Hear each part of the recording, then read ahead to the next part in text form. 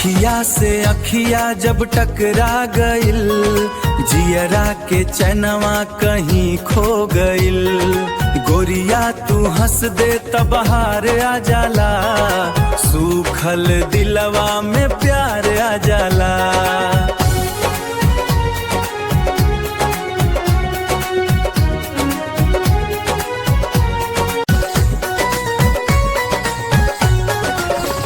कमरिया के लचकिया गजब ढा देला, देखे वाला के पागल बना देला। चूड़ी के खनक सुन दिल धड़के लागे, तोहरे बिना एको पल ना कटे लागे।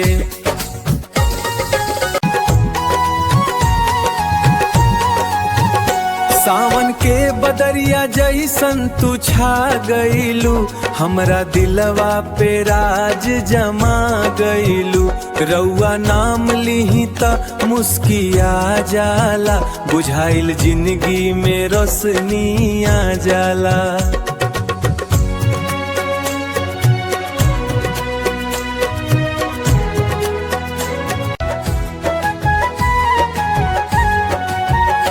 रउआ नाम लिही त मुस्किया जाला, बुझाइल जिंदगी में रोशनिया जाला।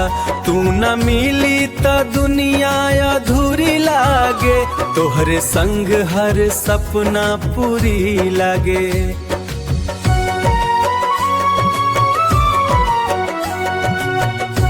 नदिया किनारे तोहरा से भेंट भइल, ओही दिन से दिलवा बेचैन भइल। घुंघरा ले बलमुआ केस उड़े हवा में, फंस गइल बानी हम तोहरे अदा में।